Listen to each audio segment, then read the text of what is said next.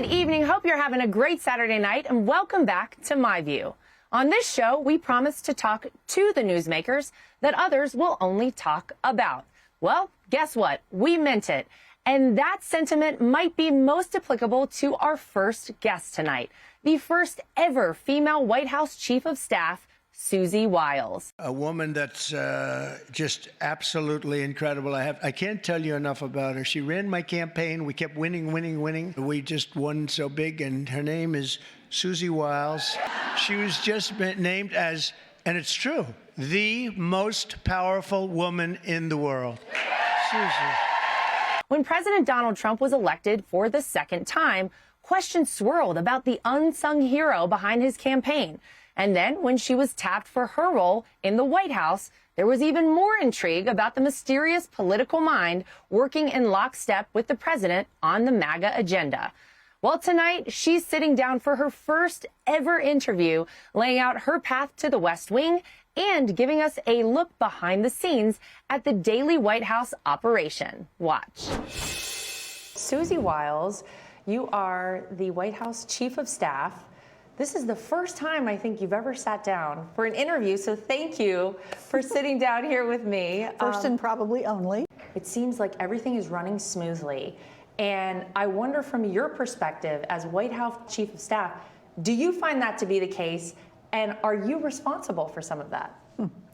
You know, the first month we were here, everybody was so thrilled to be here, euphoric about where we were and having won the election and having the president back.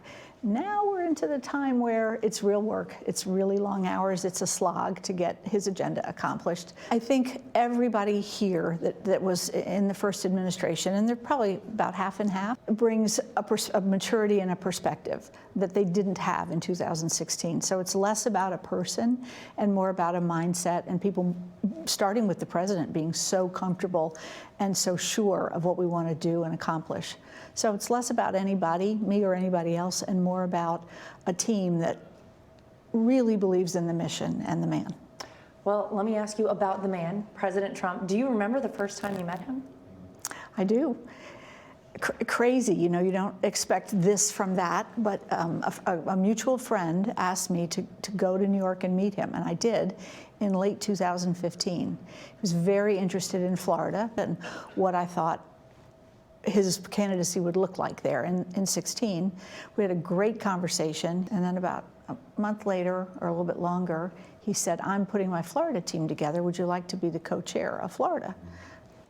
Here I am. I imagine that a successful 100 days here, first 100 days at this White House, and overall the first 2 years is going to be very impactful for the midterms and the 28 election. We start with knowing that we have a very short time span. This 18 months is our time frame. 100 days, certainly, 6 months, a year, and 18 months are our sort of benchmark. The president came to the office knowing exactly what he wanted to do. He'd had 4 years to think about his agenda, and what he maybe didn't do as well as he wanted to or didn't accomplish fully in the first term. So he was ready to hit the ground running, and it was our job to try to keep up. We know where our direction is. We know, we know who True North is, and every day, all day, every day, 7 days a week, that's what we're trying to get accomplished. Well, you are the first woman to ever serve in the role of White House Chief of Staff. Isn't that crazy? It's I don't think most people imagine that, but I didn't. How does that feel? It doesn't feel any different to me than anything else. I mean, I don't think I was the first woman to lead a Republican presidential campaign. I don't think I was. And when the president asked me to be his chief of staff, I didn't know that would be the case here. I just keep doing what I think is right, keep working as hard as I can, and it's working for me. Did you have any reservations about taking this position? No. I knew how much I didn't know, and that was my concern. Can I learn it fast enough? Can I do this job well enough to be worthy of it? And I think that's what keeps you on steroids. That's what keeps you working so hard and so fast. I didn't have a reservation, but you wouldn't be human if you didn't say you didn't have a little fear. People want to know about you, Susie. Tell us who you are. I'm a mother. I'm a grandmother. I come from a place where I really believe in the country. Like all of us, I've evolved in my my philosophy of government. My politics have evolved over time. I was, for most of my career, what we think of as like an establishment Republican.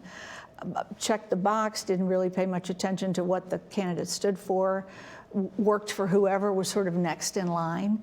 And then Donald Trump came along, MAGA came along.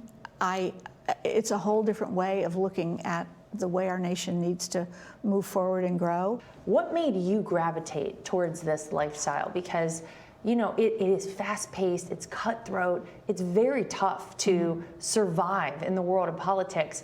I didn't start out life thinking I would do this, and frankly, I stayed home in Jacksonville, Florida when my kids were growing up so I could be a mom.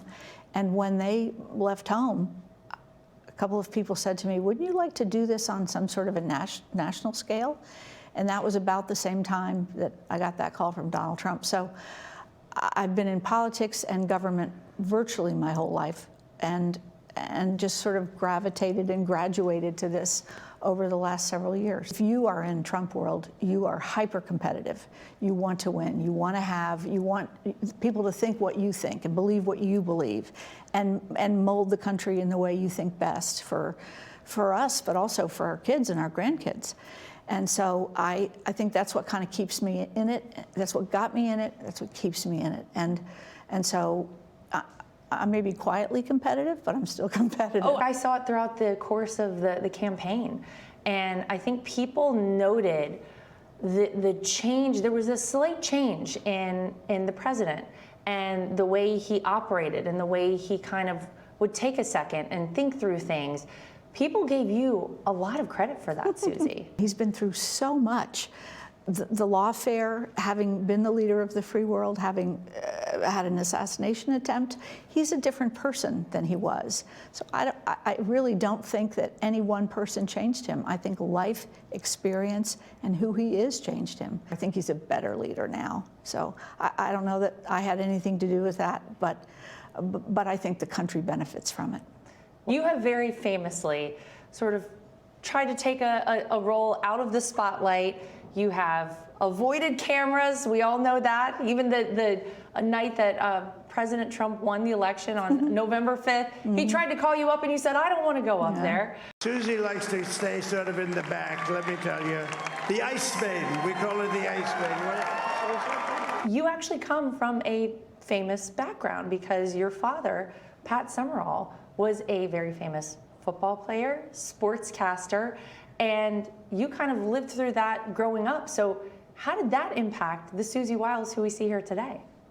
It impacted me much younger because I did press secretary work for many, many years before I came to this. It is probably a little bit easier to me because I've watched it be done all these years, my growing up years, and then even, I mean, he was a broadcaster on top of the world well into my 30s and 40s. What do you think he'd say about Susie Wiles as chief of staff? I was raised with two brothers who, and I'm a child of the 50s and early 60s and a little child. In those days, the girls didn't always get to do what the boys got to do, and they maybe were treated differently by their parents. I was not. Everything my brothers got, I got. I was encouraged in the same way they were, so I kind of went into the adult world, the professional world, not seeing a distinction. And so I think he'd be proud of that. Your father actually very famously wrote about you in a book and said that it was because of a little bit of tough love from you that he was able to overcome an alcohol addiction. Yeah. I mean, that's remarkable to have your dad say about you. He was a special person who late in his life had a disease. And if you're a child, an adult child, and you can't talk about that, then you need to check yourself. You need to say, why wouldn't I help? If there's something I could say or do that could change this trajectory for the better, why wouldn't I do that? And that's what I did. Well, I think a lot of people hear a story like that and they say, well, maybe it's that little bit of kind of tough love approach that works very well with President Trump. He probably would tell you that. I'm so lucky to have a really good sort of dynamic with him. I'm older. I'm a female. I've been doing this a long time. I've been with him long enough that we have a pretty good, easy thing going. But that doesn't mean I don't wake up every single day and be a little bit on edge to make sure I keep that up and do it right every day. Because that's what he deserves, and that's what the country deserves from us. Do you remember the toughest thing you've ever had to tell him? 2020 election. Coming to him after the 2020 election in 21 and telling him that what he thought was the circumstance wasn't, which is how I got into all this. He said, well, can you fix it? But he's such a resilient person, and he's seen so much. It's very hard to surprise him. This is not your first time in a White House. Right. You were here under Ronald Reagan. I was, as a baby. And it's amazing what you don't appreciate as a person that young here. I remember seeing a lot that was going on. I was involved in everything. I did scheduling, but I didn't appreciate where I was. I do now. It's vastly different. And I remember those days, so I make sure the young people here get to experience all there is about working here. There's something every day, every night, and all these people working so hard should experience that, and the president wants that too. Well, let me ask you about your overall goals for this White House over the next 4 years. What do you have in mind? Right now, we're very invested and involved in a trade conversation. He's trying to settle a war. These are heady, big things that are important, not for now, but for the future. Rebuilding the American economy, getting all these criminals out of our country, peace in the world. I see my job as just sort of keeping the trains on the tracks and running on time here so that the subject matter experts, and particularly the president and the vice president, can do what they need to do to fix the country. Hey, Sean Hannity here. Hey, click here to subscribe to Fox News YouTube page and catch our hottest interviews and most compelling analysis. You will not get it anywhere else.